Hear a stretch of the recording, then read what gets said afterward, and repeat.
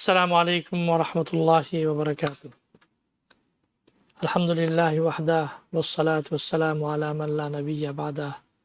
أما بعد فقد قال الله سبحانه وتعالى واذكروا الله في أيام معدودات فمن تعجل في يومين فلا إثم عليه ومن تأخر فلا إثم عليه لمن اتقى واتقوا الله واعلموا أنكم إليه تحشرون. وقال أيضا فإذا أفضتم من عرفات فاذكروا الله عند المشعر الحرام واذكروا كما هداكم وإن كنتم من قبله لمن الضالين ثم أفيدوا من حيث أفاض الناس واستغفروا الله إن الله غفور رحيم. ويقول النبي صلى الله عليه وسلم الدعاء خير الدعاء دعاء يوم عرفة وقال الحج المبرور ليس له جزاء إلا الجنة أو كما قال عليه الصلاة والسلام.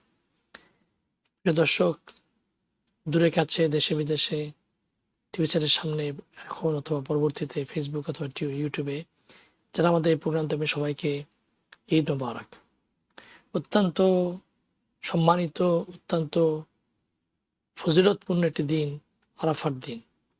রাসূলুল্লাহ সাল্লাল্লাহু আলাইহি ওয়াসাল্লাম বলেছেন যে বছরের সর্বশ্রেষ্ঠ দিন যেটি সেটি আরাফাতের দিন।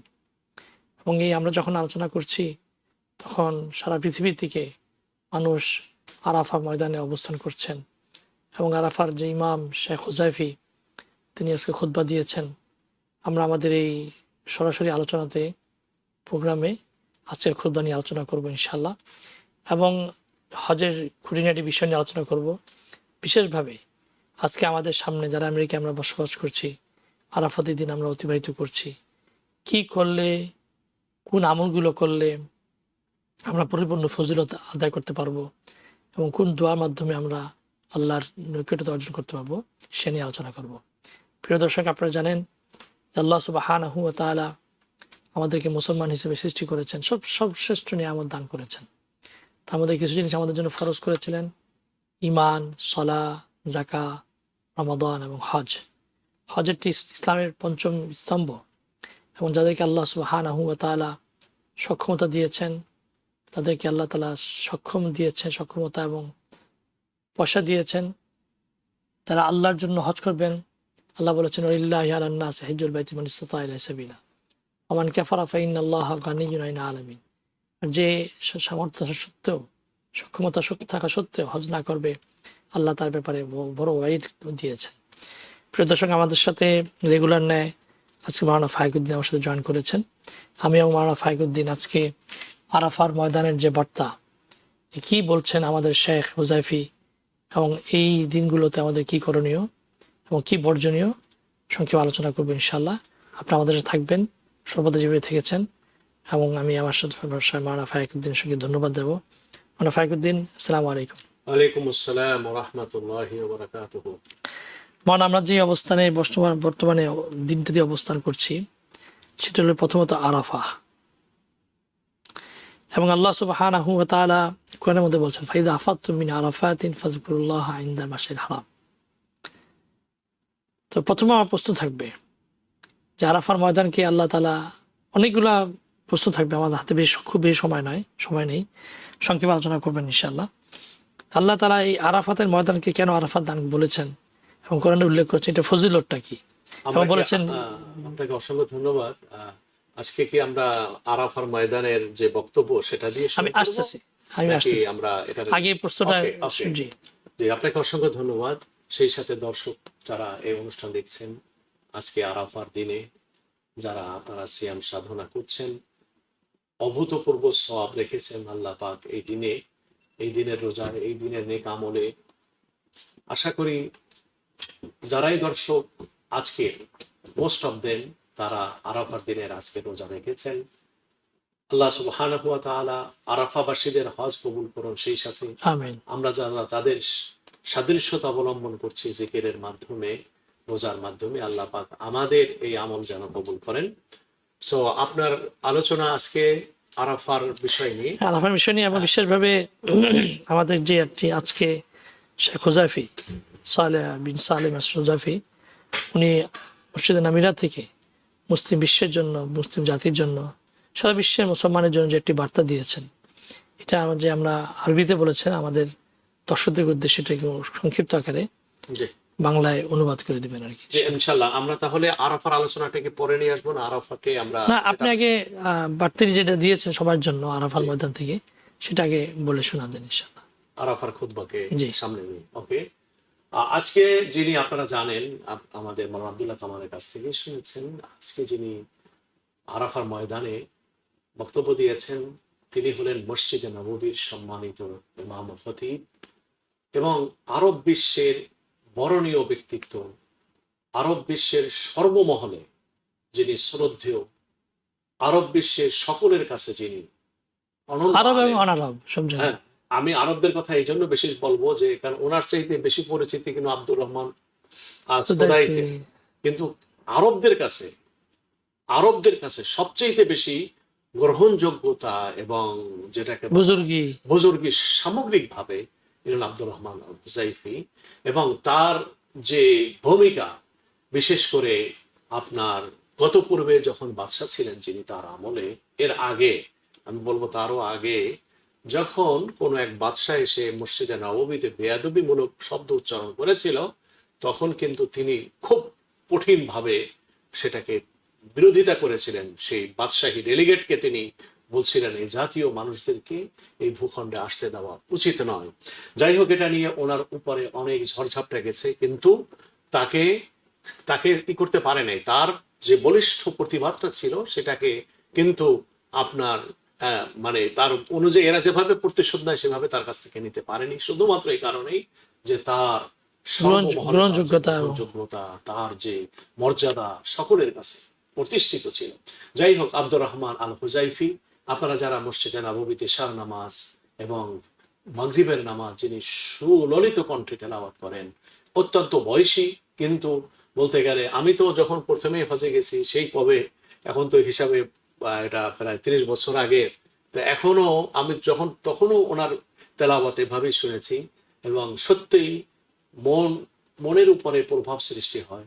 আব্দুর রহমান আল হুজাইফি এবছর তিনি আরাফার ময়দানে খুতবা দিয়েছেন এবং আমার মতো নগণ্য মানুষের বিবেচনায় এ পর্যন্ত বিগত 50 বছরে মসজিদে মানে নামিরা অর্থাৎ আরাফার ময়দানে যে মসজিদ থেকে খুতবা দেওয়া হয়, এত সুন্দর কনসাসলি, এত সুন্দর ভাবে, সংক্ষিপ্ত ভাবে ইসলামের মূল মর্মটি ইতিপূর্বে আমি আর শুনিনি।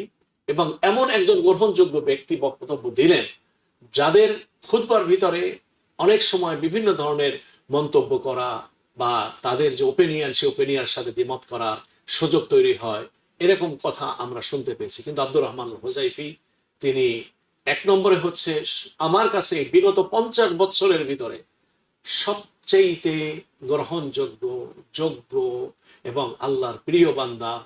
তিনি এই বছরের খুতবা তিনি আরাফার ময়দানে দিয়েছেন এবং তিনি তার বক্তব্যটাকে এত সুন্দরভাবে বলেছেন যে ইসলামের মৌলিক বিষয়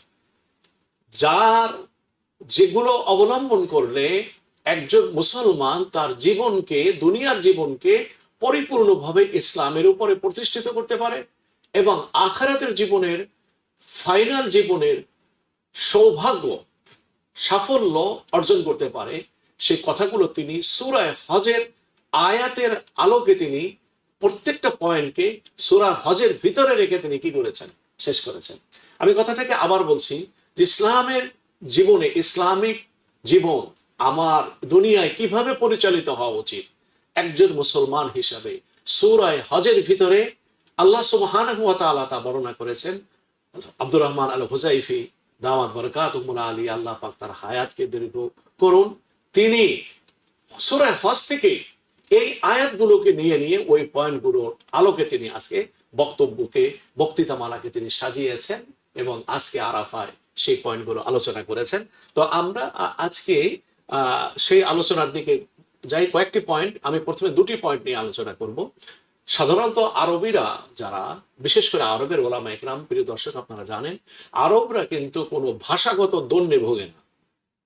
আরবের একজন সাধারণ মানুষ সে উন্নত ভাষায় কথা বলে, সে যখন কথা বলে অলংকারিত্ব, মাধুর্য, শব্দচয়ন এবং তার সাবলীলতা, এটা সাধারণত অন্য অন্য জাতির চাইতে সবচেয়ে বেশি এদের ভিতরে পাওয়া যায়। এই জন্য তো কোরআন এসে তাদের যে ভাষার উপরে যে দম্ভ এবং গর্ব সেটাকে চূর্ণ করে দিয়েছে কোরআন এসে।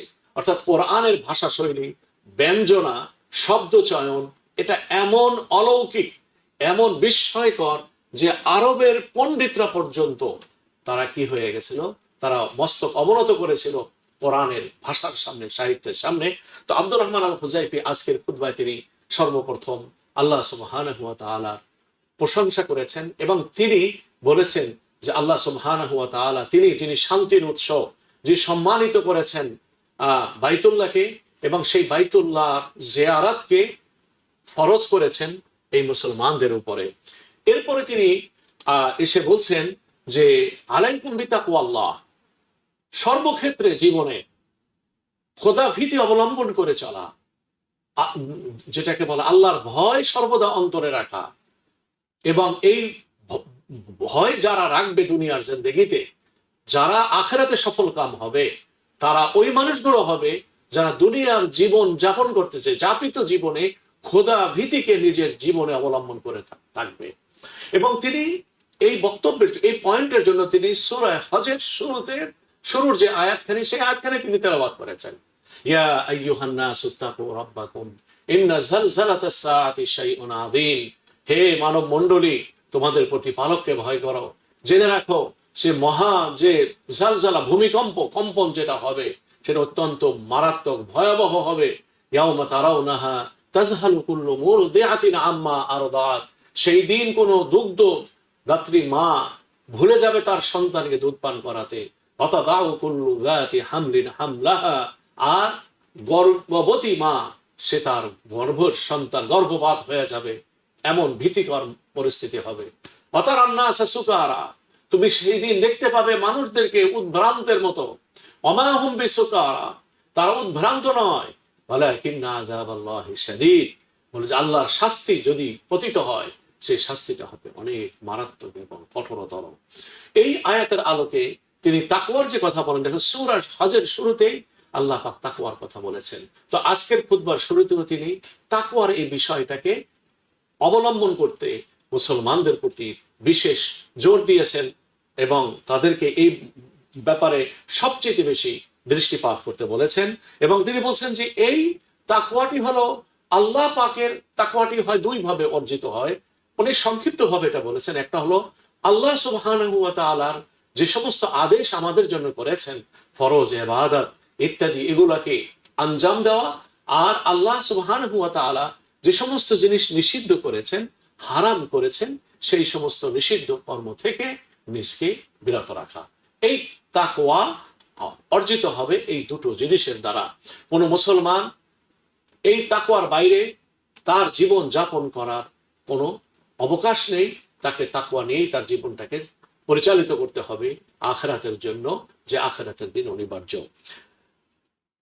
এরপরে 2 নম্বর পয়েন্ট নিয়ে তিনি আলোচনা করেছেন যে তাওহীদে খালেস, আল্লাহ পাকের একত্ববাদকে নিজের জীবনে ধারণ করা, বিশ্বাসে ও কর্মে।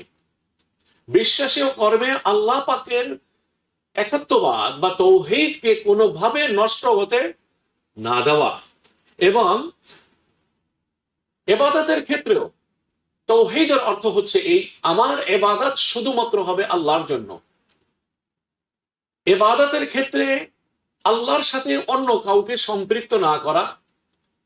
আর 2 নম্বর হচ্ছে এই যে আমার জীবনের সামগ্রিক কল্যাণ সাধন করতে পারেন কেবলমাত্র আল্লাহ। আমার ক্ষতির করার ক্ষমতা কোনো সৃষ্টির নাই, ক্ষতি করতে পারেন আল্লাহ। সুতরাং আমি তার সৃষ্টি হিসাবে আমার উপরে দায়িত্ব শুধু তার কাছে, তাকে সমস্ত কিছুতে সর্বস্ব জ্ঞান করা। এটাই হচ্ছে তাওহীদের মর্ম। এবং তিনি কোরআনে মাজিদের সূরা আয়াত এটা তেলাওয়াত করেছেন এভাবে যে যালিকা বিআন্নাল্লাহা হুয়াল হক ওয়া আন্নাহু ইউহয়িল মাউতা। এই তাওহীদটা হলো এই জগতের জীবনের সবচেয়ে সত্য জিনিস।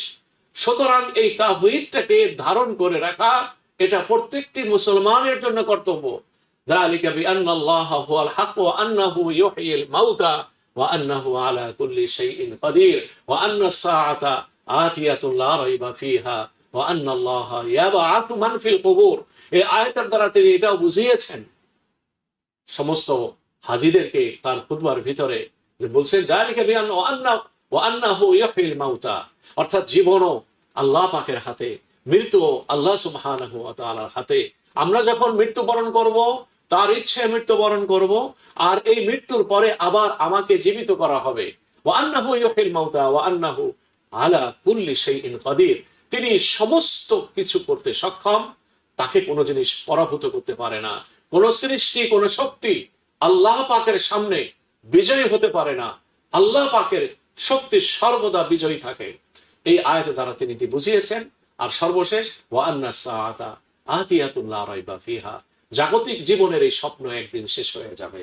মানব জীবনের চূড়ান্ত সময়, এই দুনিয়া থেকে ত্যাগ করে যাওয়ার যে অন্তিম ক্ষণ মৃত্যু, এটি অবধারিত, এটাকে কেউ প্রতিরোধ করতে পারবে না, অপ্রতিরোধ্য, এটাকে কখনো পরাজিত করা যায় না।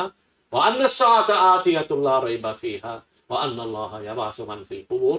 সুতরাং আল্লাহ পাকের কাছে তাওহীদের ওই ভিত্তিতে আল্লাহকে একমাত্র উপকারী হিসেবে জ্ঞান করা, যেহেতু তিনি আমাদের রব। এই আয়াতের ভিতরে আল্লাহ সুবহানাহু ওয়া তাআলা তাই বলেছেন, ইত্তাকু রাব্বাকুম ইন্না যালযালাতাস সাআতি শাইউন আযীম। সুতরাং আল্লাহ সুবহানাহু ওয়া তাআলার কাছে আমাদের প্রার্থনা, আমাদের ইবাদত, আর গায়রুল্লাহ যাদের ক্ষমতা নেই তাদের কাছে সাহায্য প্রার্থনা করা, তাদের কাছে তাদের শিরক তাওহীদ থেকে সরে তাদেরকে ইবাদতের ভিতরে শরীক করা, তাদেরকে শক্তিমান মনে করা, তাদেরকে সাহায্যকারী হিসাবে জ্ঞান করা, এটা তাওহীদের সাথে বেমানান। এর দ্বারা তিনি কোরআন শরীফের আয়াত তেলাওয়াত করেন, ইয়াদউ মিন দুনিল্লাহি মা লা ইয়াদুররুহু ওয়া মা লা ইয়ানফাউ যালিকা হুয়াদ দালালুল বাঈদ ইয়াদউ লামান দাররুহু আকরাবু মিন নাফঈ লাবিসাল মাওলা ওয়া লাবিসাল আশির। যে ওই মানুষগুলো যারা মুশরিক, তাওহীদের অপোজিট জিনিস হলো শিরক। ওই যে শিরক থেকে মুক্ত থাকা, চাই সেটি ইবাদতের ক্ষেত্রে হোক, চাই দুনিয়ার অন্য অন্য ধারণাগত বিষয়ের ক্ষেত্রে হোক। যেমন অন্য মানুষেরা তারা আল্লাহ ছাড়া অন্যের সাহায্য চায়, অথচ তাদের কোনো ক্ষমতা নেই কোনো ধরনের সাহায্য করার, উপকার করা। আল্লাহ পাক যদি ক্ষতি করতে চান, ক্ষতি থেকে বাঁচাবার কেউ নাই। ইয়াদউ মিন দুনিল্লাহি মা লা ইয়াদুররুহু ওয়া মা লা ইয়ানফাউ, যা না তাদের কোনো উপকার করতে পারে, না তাদের ক্ষতি করতে পারে, তাদেরকে কিছু মানুষ উপাসনা করে। তাওহীদের অনুসারী যে মুসলিম, সে এখান থেকে দূরে থাকবে। সে তো আল্লাহকে ডাকবে। কেন? আল্লাহ হচ্ছেন আমাদের সর্বোচ্চ উপকারকারী এবং তিনি একমাত্র আমাদের মাওলা। আর যে কোনো উপকার করতে পারে না, তার জন্য কোনো ধারণা নেই, তার জন্য কোনো উপাসনা নেই, তার জন্য কোনো শ্রদ্ধাবোধ নেই, তার কাছে আমার কোনো কিছু জানচা নেই, এখান থেকে নিজকে মুক্ত রাখা। 2 নম্বর তাওহীদের পয়েন্টে তিনি এই কথাটুকু বলেছেন। 3 নম্বর যে পয়েন্টের উপরে তিনি কথা বলেছেন, যে হযরত ইব্রাহিম আলাইহিস সালাতু ওয়াস সালাম তিনি হজের দাওয়াত দিয়েছেন, হজের আহ্বান করেছেন। ওয়াআযিন ফিন নাসি বিল হাজ্জি ইয়াতুকা রিজালান ওয়া আলা কুল্লি দামির ইয়াতিনা মিন কুল্লি ফাজ্জিন আমিক লিয়াশহাদু মানাফিআ লাহুম। তিনি এখানে এসে বলছেন যে হজ এটি একটি আল্লাহ পাকের ফরজ ইবাদত, যে ফরজ ইবাদতের দ্বারা, এই ইবাদতের দ্বারা একজন মুসলমান সে নিজে প্রকৃতপক্ষে আল্লাহ পাকের দাসত্বের ভিতরে প্রবেশ করায়, এবং এর পাশাপাশি এই ইবাদত মানুষের জীবনে সামগ্রিক যে সমস্ত কল্যাণ আল্লাহ সুবহানাহু ওয়া তাআলা রেখেছেন, সেই কল্যাণগুলোকে সে তার জীবনে প্রতিষ্ঠিত করতে পারে। কিভাবে? বলে যে এখানে বলা হয়েছে লিয়াশহাদু মানাফিআ লাহুম, অসংখ্য অগণিত উপকার আল্লাহ সুবহানাহু ওয়া তাআলা রেখেছেন। তো আব্দুর রহমান আল হুযাইফি, আল্লাহ সুবহানাহু ওয়া তাআলা তার হায়াতকে দীর্ঘায়ু করুন, তিনি বলেছেন একজন মুসলমান সর্বদা আরেকজন মুসলমানের কল্যাণকামিতার চিন্তা করবে। একজন মুসলমান আরেকজন মুসলমানের ক্ষতির চিন্তা কখনো করবে না। একজন মুসলমান আরেক মুসলমানের সাথে পরিচিত হয়ে থাকার চেষ্টা করবে। সেখানে আঞ্চলিকতা, সেখানে ভাষাগত পার্থক্য, সেখানে শারীরিক যে বলা হয় বর্ণগত পার্থক্য, এগুলাকে সে কোনো প্রকারে সে গুরুত্ব দিবে না, এবং এই হজটাকে আদায় করবে আল্লাহ পাককে মনে রেখে, ইব্রাহিম আলাইহিস সালাতু ওয়াস সালামের ট্রেডিশনকে মনে রেখে। ফাইদা কাদাইতুম মানাসিকাকুম ফাযকুরুল্লাহা কাযিকরিকুম আবাআকুম আও আশাদ্দা যিকরা ফামিনান নাসি মান ইয়াকুলু রাব্বানা আতিনা ফিদ দুনিয়া ওয়া মা লাহু ফিল আখিরাতি মিন খালাক। তো তিনি মুসলমানদের সৌহার্দ্য, সম্প্রীতি ও ভ্রাতৃত্ববোধের প্রতি এই ইসের দ্বারা হজের যে বেনিফিট সেই বিষয়ে আলোচনা করতে, যে এই ভ্রাতৃত্ববোধকে সুদৃঢ় করার জন্য প্রত্যেকটা মুসলমানকে সজাগ হতে বলেছেন, প্রত্যেকটা মুসলমানকে সক্রিয় হতে বলেছেন। জি। এবং শেখ হুযাইফী এই কথা বলেছেন যে মুসলমানরা যেন ঐক্যবদ্ধ হয়, মুসলমানরা রিয়াসাদু মানাফি আল আহমের আদলে তিনি সর্বশেষে এটাই বলেছেন। জি, এবং কোনো উনি হজের যে মানে হজের যে নিয়মাবলী সেটা উল্লেখ করেছেন, যে আরাফার ময়দান থেকে মুজদালিফা যাবে, এখানে মাগরিবে একসাথে পড়বে, সেখান থেকে মিনা যাবে, মিনা থেকে পরে জমারাত উকবায় পাথর মারবে, কুরবানি করবে, হলো যেহেতু এগুলা শেয়ার ইসলাম সিম্বলিক বানিয়েছেন হজের, ইমানের, তৌহিদের, মিল্লাতে ইব্রাহিমের, এই জন্য এগুলাকে রেসপেক্ট করার জন্য বলছেন। সেটা এসে বলছেন যে ফাইদা আফাজতুম মিন আরাফাতিন ফাযকুরুহু কামা হাদান সুম্মা আফিদু মিন হাইসু আফাদান নাস ওয়াস্তাগফিরুল্লাহ ইন্নাল্লাহা গফুরুর রহিম। এখানে একটা প্রশ্ন, যে আয়াতটা যেটা আল্লাহ বলেছেন, বিভিন্ন আয়াতে দেখা যায় যে আল্লাহ সুবহানাহু ওয়া তাআলা ইস্তিগফারের কথা বলেন, হজ করার পরে ইস্তেগফার করো, নামাজের পরে ইস্তেগফার করো। কাজটা তো ভালো কাজ করেছেন, কিন্তু ইস্তেগফার কেন করতে হবে? জি, এখানে আসলে এই যে ইস্তেগফার, আফাজতু মিন আরাফাতিন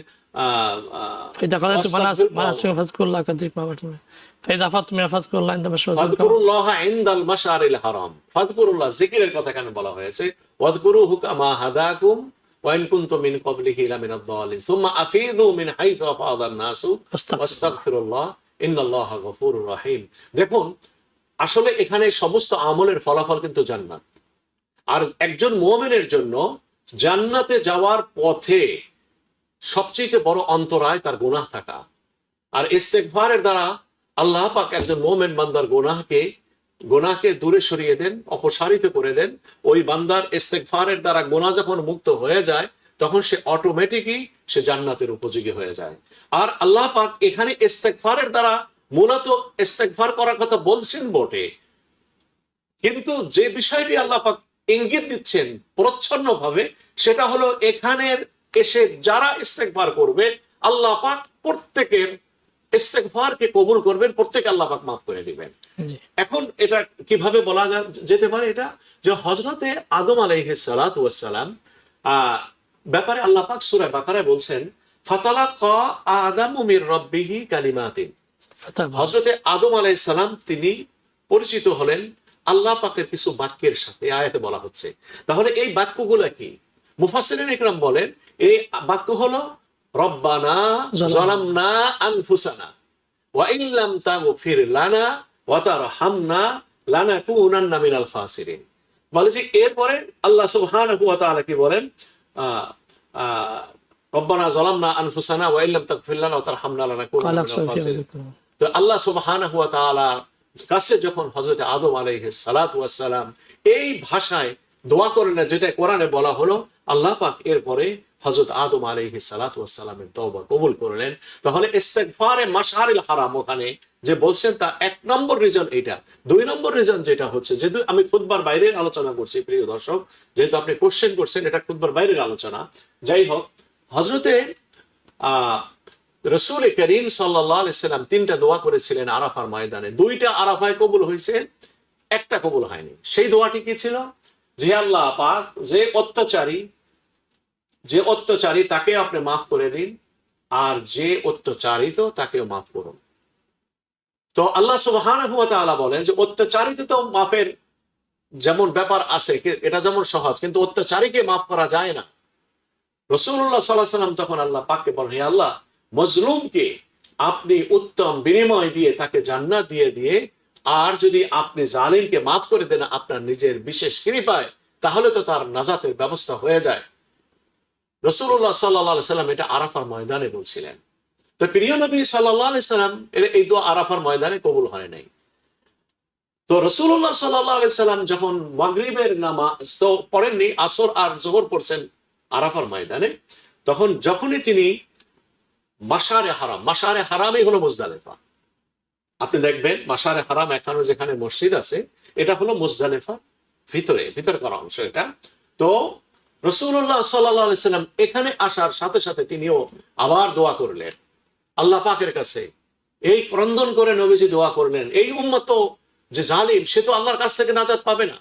এখানে জুলুমের কয়েকটা প্রকার আছে। জুলুম মানুষ করে লিডার হিসেবে, জুলুম মানুষ করে আঞ্চলিক নেতা হিসেবে, জুলুম মানুষ করে তার অধীনস্থ যারা তাদের সাথে, জুলুম মানুষ করে তার বিভিন্ন ক্ষেত্রে, তার যেখানে কর্তৃত্ব আছে সেখানে। তো জুলুমের তো বিভিন্ন প্রকরণ আছে।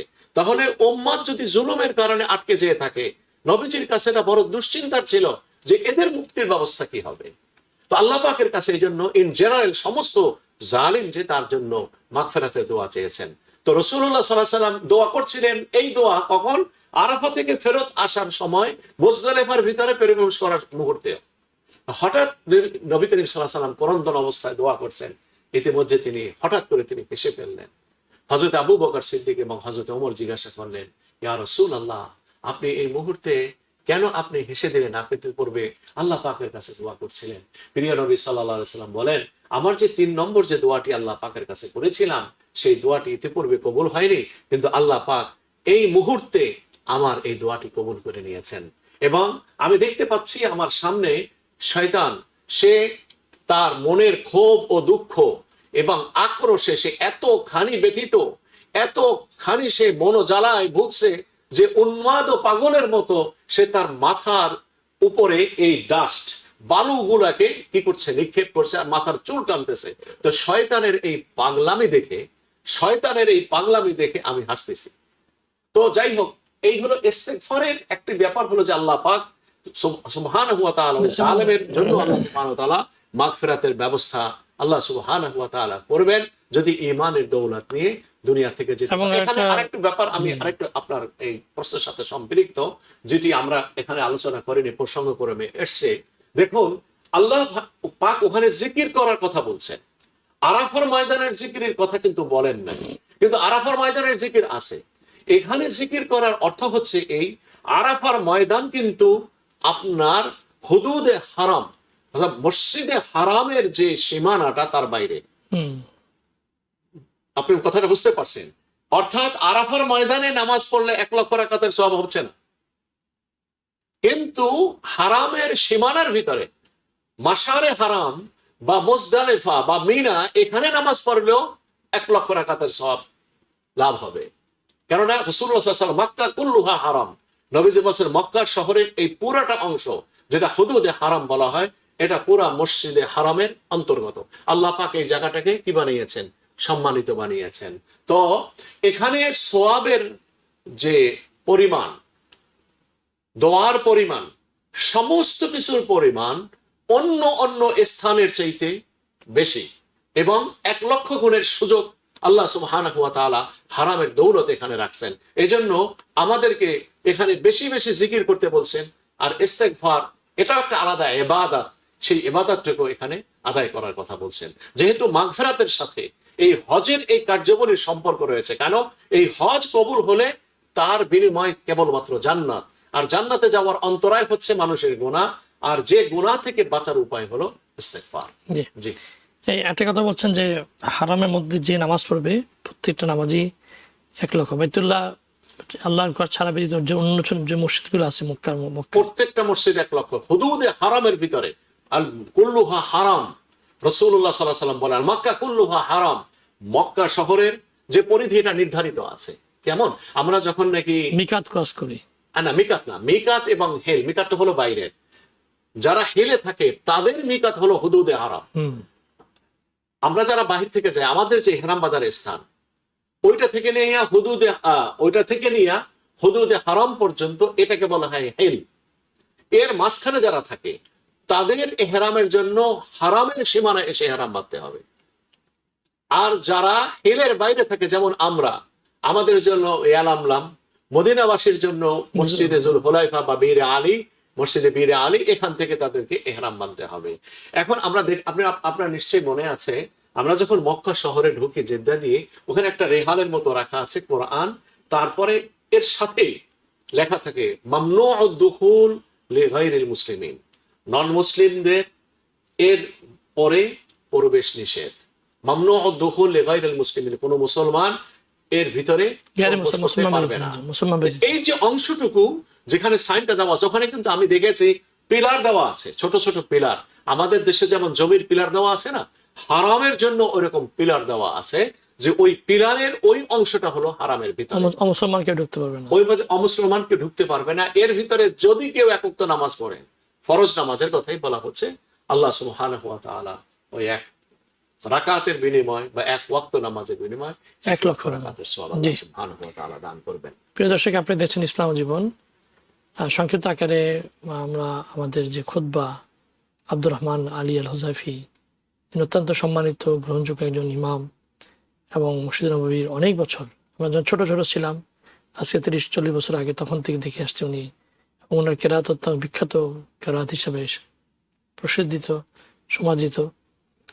তো আলোচনা উনি করেছেন, মাওলানা ফাকিউদ্দিন সাহেব আলোচনা, সংক্ষিপ্ত আলোচনা করেছেন। কয়েকটি প্রশ্ন আমাদের থেকে আমরা করতে চাই। প্রথমত হলো যে আরাফার ময়দানটাকে আরাফা হিসেবে কেন সাব্যস্ত করা হয়েছে, প্রথমটি প্রশ্ন। আরাফার নামকরণ, অর্থাৎ আপনার প্রশ্ন হচ্ছে এটা যে আরাফার নামকরণ কেন, সেটার জন্য আপনি আলোচনা বলতে চাচ্ছেন। এই তো যে দেখুন, আরাফা হলো, আমরা সাধারণ পর্যায়ে জানি হযরত আদম এবং হাওয়া তাদের পরিচয় হয়েছিল জান্নাত থেকে নামার পরে, অনেক দিন পরে, 40 না কোনো, একজন শ্রীলঙ্কা, একজন জেদ্দায়। হ্যাঁ, জেদ্দায়। তাহলে এই দুই দূরবর্তী স্থান থেকে এসে তারা কিন্তু মুজদালিফার এই পথ থেকে, দুই পাদদেশ থেকে কিন্তু দুজনে আরাফামুখী হয়েছিলেন। মুজদালিফা কেন? মুজদালিফা জুলফুন, জুলফুন মানে হলো ইয়াতাকারাব, মানে নিকটবর্তী হওয়া। যেমন ওয়াউজলিফাতিল জান্নাতু লিল মুত্তাকিনা গায়রা বাইদ, ওই জুলফুন থেকে মুজদালিফা, আরবিতে মিমটা স্থানকে বোঝাবার জন্য আসে। তো নিকটবর্তী হয়েছিলেন হযরত আদম এবং হাওয়া, রাইট? দেখবেন এই জুলফুন মুজদালিফা, এটা নিকটের অর্থ বোঝাবার জন্য কোরআন থেকে আপনাকে প্রমাণ দিলাম, ওয়ামা আমওয়ালুকুম ওয়ালা আওলাদুকুম বিল্লাতি তুকাররিবুকুম ইনদানা জুলফা।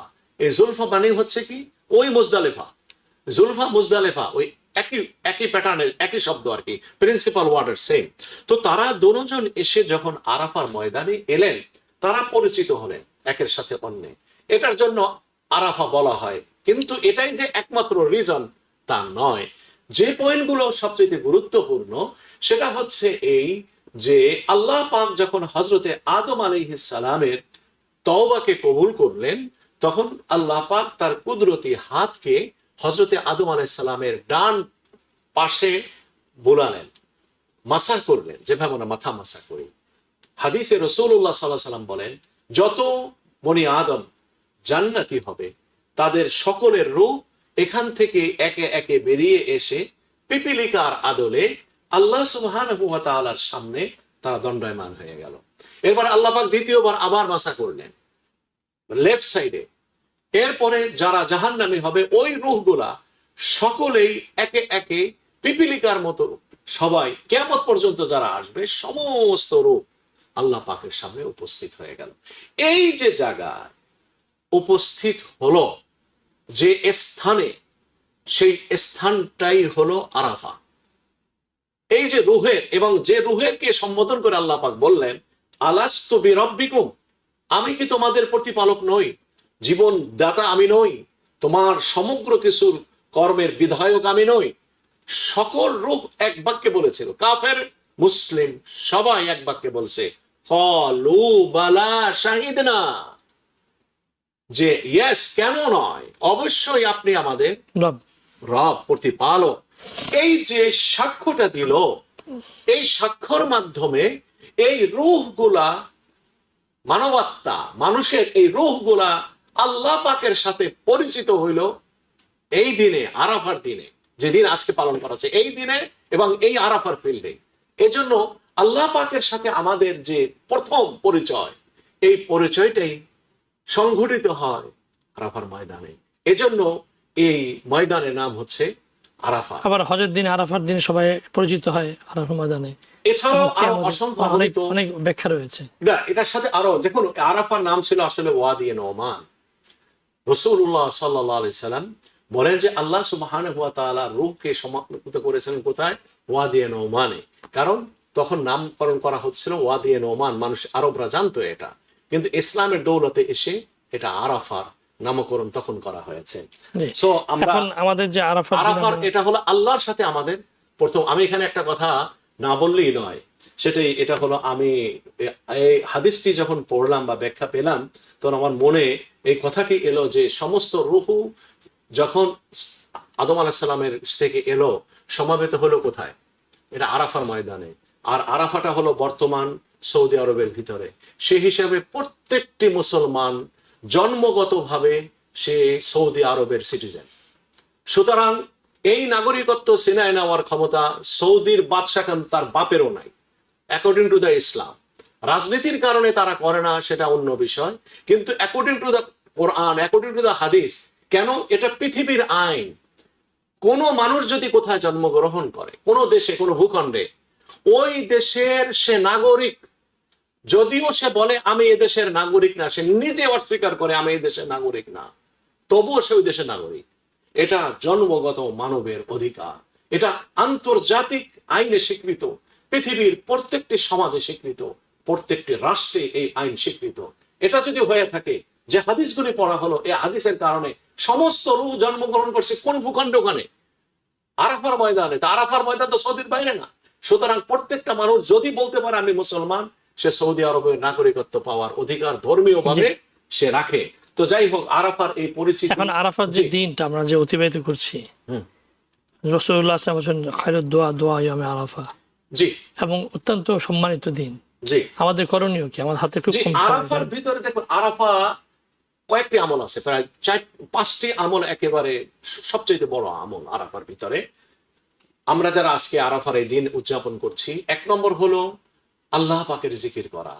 আল্লাহ পাক যেখানে হজের আলোচনা করছেন, ওয়াজকুরুহু কামা হাদাকুম, কামা হাদাকুম মানে শরীয়তে যেভাবে বর্ণনা করা হয়েছে, কোরআনে যেভাবে বলছেন আল্লাহ পাকের জিকির করতে, সেভাবে করো। রাসূলুল্লাহ সাল্লাল্লাহু আলাইহি সাল্লাম বলেন, খায়রু মা কুলতু আনা ওয়ান নাবিয়্যুনা মিন ক্বাবলি, আমি এবং আমার পূর্বে যত নবী ইতিপূর্বে এসেছেন সকলেই এই আরাফার দিনে এই দোয়া তারা করেছেন, কি?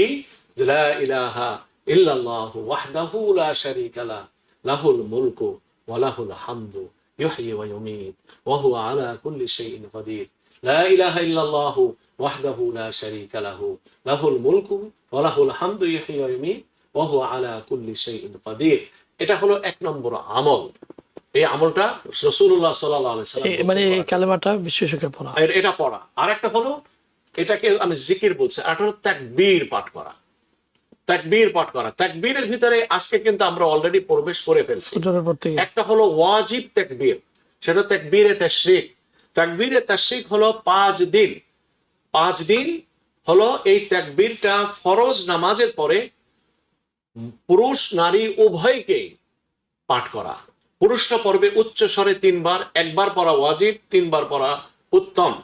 আর মহিলা যারা, তারা পড়বেন নিম্ন স্বরে, লা ইলাহা ইল্লাল্লাহু আল্লাহু আকবার, আল্লাহু আকবার, আল্লাহু আকবার, লা ইলাহা ইল্লাল্লাহু আল্লাহু আকবার, আল্লাহু আকবার ওয়ালিল্লাহিল হামদ। এটা শুধু নামাজের মধ্যে পড়বে না, এটা হলো নামাজের বাইরেও পড়বে। না, এটা হচ্ছে যে ওয়াজিবের কথা বলছি আমি। আরেকটা হলো বাকি অন্য সময় তালবিয়া, এটা পাঠ করা, তাকবীর পাঠ করা। সেটা কি? আল্লাহু আকবার কাবীরা, আলহামদুলিল্লাহি কাসীরা, ওয়া সুবহানাল্লাহি ওয়া বিহামদিহি বুকরাতাও ওয়া আসীলা। আল্লাহু আকবার, আল্লাহু আকবার, লা ইলাহা ইল্লাল্লাহু, আল্লাহু আকবার, আল্লাহু আকবার ওয়ালিল্লাহিল হামদ, আল্লাহু আকবার কাবীরা, আলহামদুলিল্লাহি কাসীরা, ওয়া সুবহানাল্লাহি ওয়া বিহামদিহি বুকরাতাও ওয়া আসীলা। এই দিনটাকে জিকিরের দ্বারা, ফাজকুরুল্লাহ কাযিকরিকুম আবাআকুম আও আশাদ্দা যিকরা। আরবের মানুষগুলো তারা পূর্বপুরুষদের স্তুতি গাওয়ার জন্য তারা ছিল বেশি উদ্গ্রীব।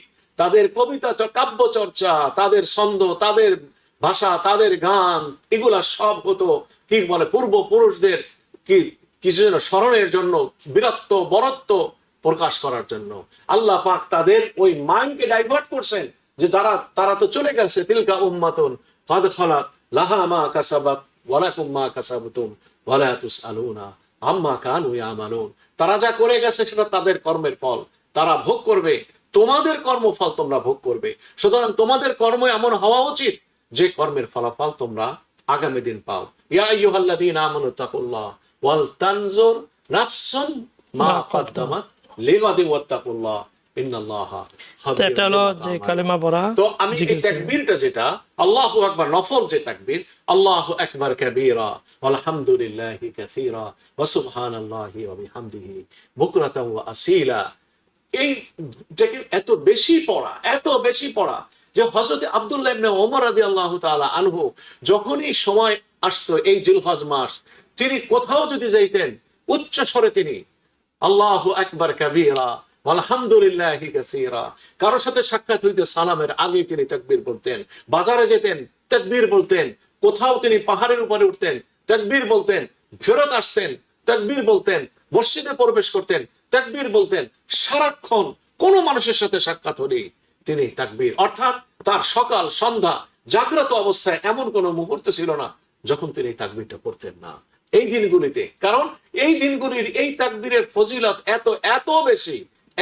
এত বেশি যে একটি আমলের কথা রাসূলুল্লাহ সাল্লাল্লাহু আলাইহি সাল্লাম বলেন যে এই আরাফার দিন যারা রোজা রাখবে তাদেরকে আল্লাহ সুবহানাহু ওয়া তাআলা 10,000 গোলাম আজাদ করার সওয়াব দিবেন, 10,000 উট আল্লাহর রাস্তায় দান করার সওয়াব দিবেন, 10,000 ঘোড়া আল্লাহর রাস্তায় সওয়াব দিবেন। আর একটা এডিশনাল কি, যে এই দিন সারা পৃথিবীতে যত মুসলমান রোজা থাকবে, এই দিন সারা পৃথিবীতে যত মুসলমান রোজা থাকবে, সমস্ত মুসলমানের সওয়াব একত্রিত করলে যে পরিমাণ নেকি হয়, আল্লাহ পাক ওই পরিমাণ নেকি প্রত্যেক রোজাদারকে আল্লাহ সুবহানাহু ওয়া তাআলা দান করবেন। সুতরাং এই আমলের কারণে, এই ফজিলতের কারণে হযরত আব্দুল্লাহ ইবনে ওমর রাদিয়াল্লাহু তাআলা আনহু তিনি সর্বক্ষণ তিনি এই তাকবীরটাকে তিনি উচ্চারণ করতেন। আর কোরআন শরীফ রিসাইটেশন করা, জি। দান খয়রাত করা। 3 নম্বর হচ্ছে দোয়া করা। দোয়া দেখুন আল্লাহ পাক যেখানে হজের আলোচনা করছেন, ওই যে ফাজকুরুল্লাহ কাযিকরিকুম আবাকুম আশাদ ফামিনান নাসি মান ইয়াকুলু রাব্বানা আতিনা ফিদ দুনিয়া ওয়া মা লাহু ফিল আখিরাতি মিন খালাক ওয়া মিনহুম মান ইয়াকুলু রাব্বানা আতিনা ফিদ দুনিয়া হাসানা ওয়া ফিল আখিরাতি হাসানাতাও ওয়া কিনা আযাবান নার উলাইকা লাহুম নাসীবুম মিম্মা কাসাবু ওয়াল্লাহু সারিউল হিসাব। আল্লাহ সুবহানাহু ওয়া তাআলা হজের আয়াতের ভিতরেই কিন্তু এই দোয়ার কথা বলেছেন। এই জন্য 3 নম্বর আমল হলো আজকের আরাফার দিনে আল্লাহ পাকের কাছে দোয়া করা, রব্বানা আতিনা ফিদ দুনিয়া হাসানা। এটার সাথে আদম আলাইহিস সালাম যে দোয়া করছেন, ফাতালাক্কা আদামু মির রাব্বিহি কালিমাতিন ফাতাবা আলাইহি, সেটা ছিল কি ক্বালা রব্বানা যালামনা আনফুসানা ওয়া ইল্লাম তাগফির লানা ওয়া তারহামনা লানাকুনান্না মিনাল খাসিরিন। এই দোয়া, এই দুটি দোয়া করা। এখানে একটা আমি বলতে চাই, আতিনা ফিদ দুনিয়া হাসানা ওয়া ফিল আখিরাতি হাসানা ওয়া কিনা আযাবান নার। এর অর্থটা কি? অর্থটা হচ্ছে প্রত্যেকটা জিনিস যেগুলো আমার দুনিয়ার পার্থিব জীবনে প্রয়োজন, সেগুলোর থেকে যেন আমি সুফল আমি পাই, আমি ইতিবাচক সুফল যেন আমার অর্জিত হয়। আল্লাহ সুবহানাহু ওয়া তাআলা প্রত্যেকটা জিনিসের ভিতরে একটা প্রভাব রেখেছেন, উপকারিতা রেখেছেন। প্রত্যেকটা জিনিসের একটা লক্ষ্যে আল্লাহ পাক জিনিস সৃষ্টি করেছেন। আল্লাহ পাক যে জিনিস আমাকে দেন, ওই জিনিসটার আসল যে লক্ষ্য, সেটা যেন আমি পরিপূর্ণভাবে অর্জন করতে পারি, ওই প্রাপ্তি, ওই সুবিধা যে আমি পাই, এটার নামই হচ্ছে হাসানা। আমার যদি সম্পদ থাকে, এই সম্পদ থেকে যেন আমি উপকৃত হতে পারি, এই সম্পদ যেন আমার কাজে লাগে, আমার দুনিয়ার জন্য, আখিরাতের জন্য। এই সম্পদ যেন আমার জান্নাত অর্জনের জন্য কাজে লাগে। আমার যদি সন্তানাদি আল্লাহ পাক দেন, সেই সন্তান যেন আখিরাতের কাজে আসে, দুনিয়ার সমৃদ্ধির কাজে আসে এবং আমার জান্নাতে যাওয়ার উপকরণ হয়। এই সন্তান লাভ, এটাও দুনিয়ার জিন্দেগিতে হাসানা। নেককার স্ত্রী পাওয়া, মনের মতো স্ত্রী লাভ করা, যে পেয়ে গেল, এটাও রব্বানা আতিনা ফিদ দুনিয়া হাসানার ভিতরে অন্তর্গত। সুতরাং যে জিনিস আমার দুনিয়ার জিন্দেগিতে সুখকে নিশ্চিত করবে, শান্তিকে নিশ্চিত করবে, যে জিনিস আমাকে আখিরাত মুখী করবে, পরকালের চিন্তা ভাবনা কেন্দ্রিক জীবন যাপন করতে আমাকে পথ দেখাবে, সহযোগিতা করবে, সেগুলোকে হাসানা বলা হয়েছে। আল্লাহ সুবহানাহু ওয়া তাআলা ওয়াবাশশিরিল মুহসিনিন, ওই সৎকর্মশীলদের জন্য আল্লাহ সুবহানাহু ওয়া তাআলা সুসংবাদ আল্লাহ পাক নির্ধারণ করে রেখেছেন। তো 3 নম্বর হচ্ছে দোয়া করা। এই দোয়াগুলো থাকবে, সে সাথে আমার দুনিয়ার প্রয়োজনীয় যা কিছু দরকার সেটার জন্য কিভাবে দোয়া করা? নিজের যাতে যত জিন্দেগিটা ইমানের উপরে যাতে চলে, এই দোয়াটি করার চেষ্টা করা। আমি একটু এখানে বলে নেই, হযরত আব্দুল্লাহ ইবনে মুবারক রহমতুল্লাহ আলাইহি, যিনি হযরত ইমাম আবু হানিফা রহমতুল্লাহ আলাইহি শাগির্দ এবং তিনি সুবিখ্যাত ইসলামের জগতের একজন মুহাদ্দিস, সারা দুনিয়ার মুহাদ্দিসদের কাছে তার পরিচিতি, সকলেই তাকে চিনেন, আব্দুল্লাহ ইবনে মুবারক রহমতুল্লাহ আলাইহি। তিনি যখন জমজমের পানি পান করছিলেন, তখন সেখানে তো রাসূলুল্লাহ সাল্লাল্লাহু আলাইহি ওয়াসাল্লাম দোয়া করতেন যে মা ও জমজম আলিমা শরীবা লাহু, জমজমের পানি যে লক্ষ্যেই পান করা হবে, আল্লাহ পাক সেই লক্ষ্য, সেই উদ্দেশ্যকে আল্লাহ পাক পূরণ করবেন। আল্লাহুম্মা রযুকনা ইলমান নাফিআ, যে আল্লাহ আপনি আমাকে ওই জ্ঞান দান করুন যে জ্ঞান আমার উপকারে আসে, যে জ্ঞান দ্বারা মানুষ ক্ষতিগ্রস্ত হয়, ওই জ্ঞান, ওই নলেজ আপনি আমাকে দিয়েন না। আল্লাহুম্মা রযুকনা ইলমান নাফিআ ফাহমান কামিলা, এবং আমাকে সুবুঝ আপনি দান করুন জীবনের প্রত্যেকটি ক্ষেত্রে। ওয়ারিসকান ওয়াসিআ, আমাকে রিজকে ওয়াসি, প্রশস্ত জীবিকা আপনি দান করুন। আর কি ওয়াশিফাআম মিন কুল্লি দা, এবং আপনি আমাকে রোগ মুক্ত জীবন দান করুন। এই দোয়া হাদিসে বর্ণনা করা আছে। কিন্তু আব্দুল্লাহ ইবনে মুবারক রহমাতুল্লাহ আলাইহি তিনি বলেন, হে আমার আল্লাহ, এই জমজম পানি পান করলে যে দোয়াই করি না কেন আপনি কবুল করবেন। আল্লাহ, আজকে আমি এই দোয়া দুনিয়ার কোন জিনিসের জন্য করছি না, আমার ইলম বাড়ায় দেওয়ার জন্য না, রোগ মুক্তির জন্য না, এবং রিজকে ওয়াসিআর জন্য না। আমি চাই হে আল্লাহ, এই পানি পান আমি করছি, আপনি আমার আজকের এই দোয়া কবুল করুন। ময়দানে মাহশারে যখন আমি উঠব, তখন যেন আমাকে কোনো ধরনের তৃষ্ণা যেন না পায়, আমি যেন তৃষ্ণার্ত না হই। হে আল্লাহ পাক, এই দোয়াটি আজকে আপনি কবুল করুন। সুতরাং এইখানে দোয়া কবুল হওয়ার জায়গা হজের প্রত্যেকটি আরকানের ভিতরে, বিশেষ করে খয়রু দোয়া দোয়া ও আরাফা, শ্রেষ্ঠ দোয়া ওই দোয়া যেটা আরাফায় করা হয়। এখানে একটা পয়েন্ট আমি একটু আলোচনা করতে চাই। আরাফার এই বিষয়টাকে কোরআনে কেন বর্ণনা করা হয়েছে, এটার একটা রিজন আছে। রিজনটা হচ্ছে এই, আরব যারা ওই সময় মক্কাবাসী যারা ছিল, মক্কার অধিবাসী যারা ছিল শহরে, তারা হজের সময় আপনার মিনা পর্যন্ত এসে থেমে যেত, তারা আরাফার ভিতরে আসতো না, আরাফার ময়দানে। কেন? আরাফাটা ছিল হলো হারামের সীমানার বাইরে, এই জন্য তারা এখানে আসতে চাইতো না। আল্লাহ সুবহানাহু ওয়া তাআলা বললেন যে না, মানুষ সুম্মা আফিদু মিন হাইসু আফাদান নাসু ওয়াস্তাগফিরুল্লাহ, মানুষ যেখানে যায়, হাজী সাহেবানরা যেখানে যায়, হে মক্কার মানুষগুলো, তোমরা এখানকার অধিবাসী বলে তোমরা এখানে আটকে থাকো না, আমার রহমত যদি পেতে হয় তাহলে চলে আসো এখানে, তোমাকে এখানে আসতে হবে। তো যাই হোক, আরাফার দোয়া, অর্থাৎ আরাফার দোয়া তো অবশ্যই কবুল হয়, এবং হজের প্রত্যেকটা মুহূর্তে দোয়া কবুল হয়। যেমন মনে করুন, আমি একটু আবার বলে নেই যে আপনার 10 তারিখ মুজদালিফা থেকে, যে ওই দিন তো কোরবানির দিন, কঙ্কর মারার দিন এবং তাওফে জিয়ারাতের সুযোগ এই দিন আছে। তো রাসূলুল্লাহ সাল্লাল্লাহু আলাইহি সাল্লাম 10 তারিখে তিনি যে বড় শয়তানকে যে কঙ্কর মারলেন, প্রত্যেকটা জায়গায় রাসূলুল্লাহ সাল্লাল্লাহু আলাইহি সাল্লাম তিনি দোয়া করছেন। পরের দিন রাসূলুল্লাহ সাল্লাল্লাহু আলাইহি সাল্লাম লাস্টের যে দোয়া করেছেন। কিন্তু রাসূলুল্লাহ সাল্লাল্লাহু আলাইহি সাল্লাম যখন দোয়া করছেন শয়তানের কাছে এসে, এত লম্বা তিনি দোয়া করছেন, এত লম্বা, জামারাতে, যে হযরত আব্দুল্লাহ ইবনে ওমর রাদিয়াল্লাহু তাআলা আনহু বলেন যে সূরা বাকারা, যেটা 2.5 পারা, সূরা বাকারা তেলাওয়াত করতে যতটা সময়ের প্রয়োজন হয়, এতখানি লম্বা রাসূলুল্লাহ সাল্লাল্লাহু আলাইহি সাল্লাম কি করছেন? দোয়া করছেন। দেখুন, আজকে তো হজের অনেক আমলগুলো এমন হয়ে গেছে যে আজকে আমরা কঙ্কর মারা বা কোরবানি করা বা রোজা থাকা, এগুলো সব কেমন যেন আনুষ্ঠানিকতা কিংবা সোশ্যাল অ্যাক্টিভিটিস এর মতো কার্যক্রম হয়ে গেছে। এটার পিছনে যে একটি মর্ম আছে, এটার একটা অতীত আছে, এটার একটা বর্তমান আছে, এটার একটা ভবিষ্যৎ আছে। আমরা কিন্তু এই তিন আঙ্গেলকে নিজেদের ভিতরে আমরা আবিষ্কার করি। আমাদের যাই হোক, এখানে দোয়া, মাতা পিতার জন্য দোয়া করা, সমস্ত মুসলমানদের জন্য দোয়া করা।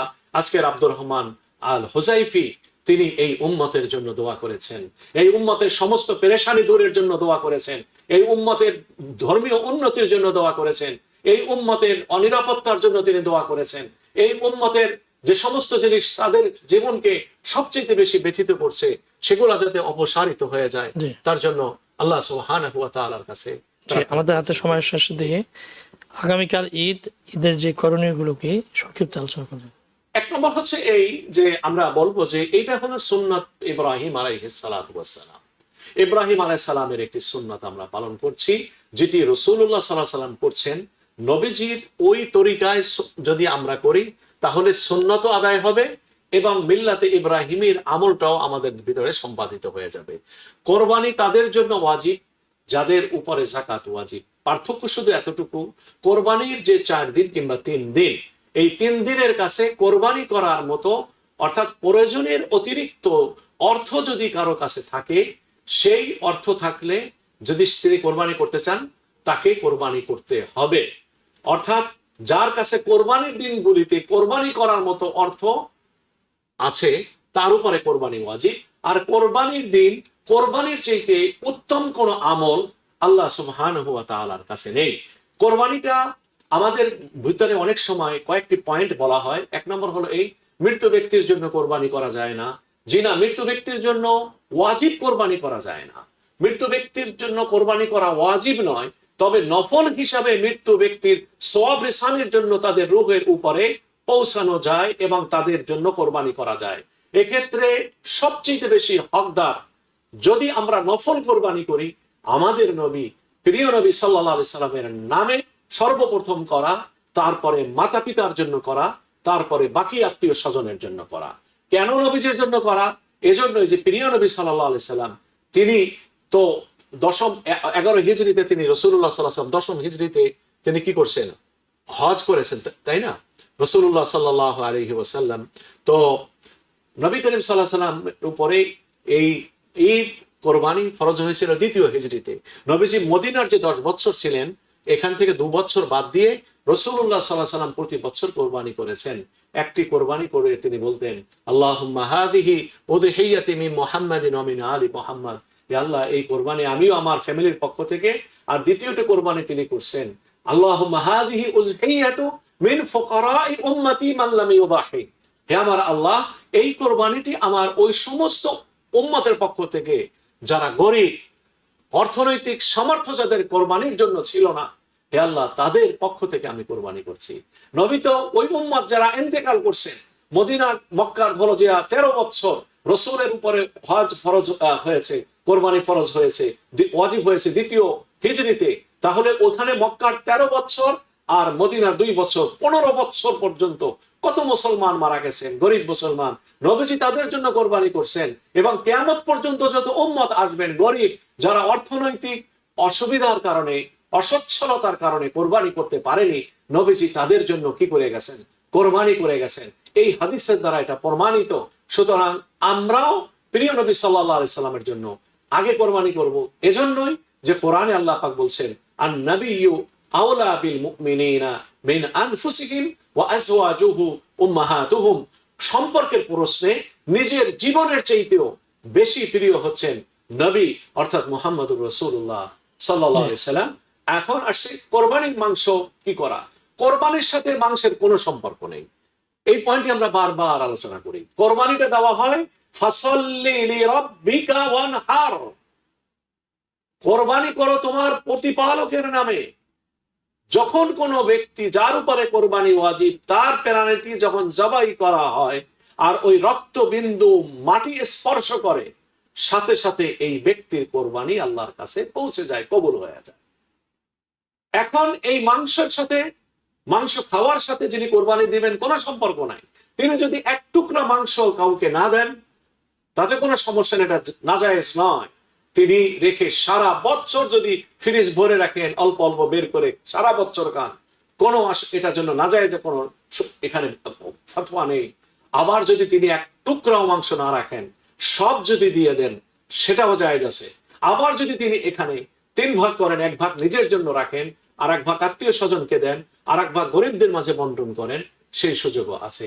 তাহলে 3 নম্বর যে বিষয়টি, এই বিষয়টি কি ওলামা একরাম কি করেছেন? পছন্দ করেছেন। কারণ ফাকুলু মিনহা, আল্লাহ পাক ইঙ্গিত দিয়েছেন কিন্তু সূরা হজে, ফাকুলু মিনহা, যেটা কোরবানি করেছো এটার মাংস তুমি নিজে ভক্ষণ করো।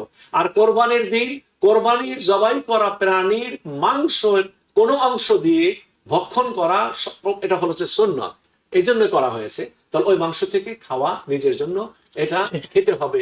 কিন্তু এখানে কোরবানির যে পয়েন্টটি আমি বারবার ফোকাস আমার হাতে সময় নেই। কোরবানিটি হচ্ছে আল্লাহ সুবহানাহু ওয়া তাআলার সামনে মহাব্বতের নজরানা পেশ করা, যে হে আমার আল্লাহ, এই দুনিয়ার জিন্দেগিতে মানুষের জীবনের তিনটা জিনিস প্রিয়।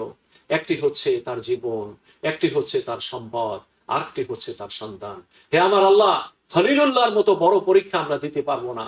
হে আল্লাহ, খলিলুল্লাহর পক্ষ থেকে পরীক্ষায় পাশের জন্য যেভাবে আপনি অফাদাইনাহু বিযিবহিন আযীম, তার সন্তানের পরিবর্তে এই সম্পদ হিসাবে প্রাণীটি আপনি কবুল করে নিয়েছিলেন।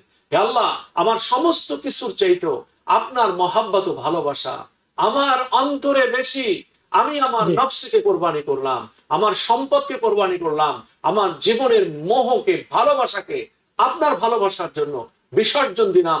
এই হিসাবে, রূপক হিসাবে, আমার জীবনের রূপক হিসাবে এই কোরবানির এই হালাল প্রাণীটির এই নজরানা আপনার সামনে পেশ করছি। এই চেতনা ধারণ করা, মিল্লাত আবিকুম ইব্রাহিম হুয়া সাম্মাকুমুল মুসলিমিন।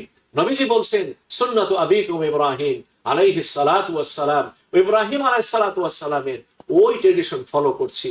তাহলে এই কোরবানির একটা অতীত আছে, একটা বর্তমান আছে, একটা ভবিষ্যৎ আছে। অতীতটা হলো ইব্রাহিম আলাইহিস সালামের ওই স্মৃতিচারণ, যে আল্লাহ পাকের সন্তুষ্টি ও তার মহাব্বতের নজরানা হিসেবে তিনি কোরবানি পেশ করেছিলেন। আমাদেরও ঠিক তেমনি সেই মেন্টালিটি নিয়ে আমাদেরকে কোরবানি করতে হবে।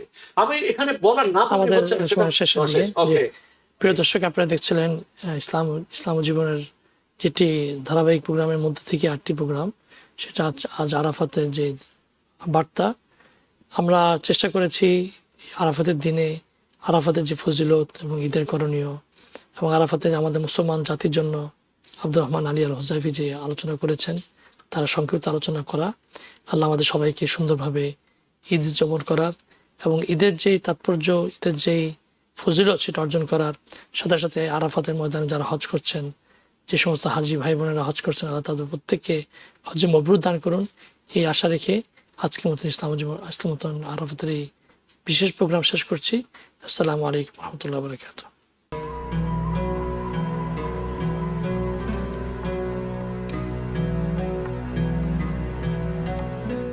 টিবিএন 24 টেলিভিশন দেখতে আজই কল করুন 7187776556। লগ ইন করুন www.totalcablebd.com। নিউ ইয়র্ক থেকে সম্প্রচারিত টিবিএন 24 টেলিভিশন বিশ্বজুড়ে বাঙালির কণ্ঠস্বর।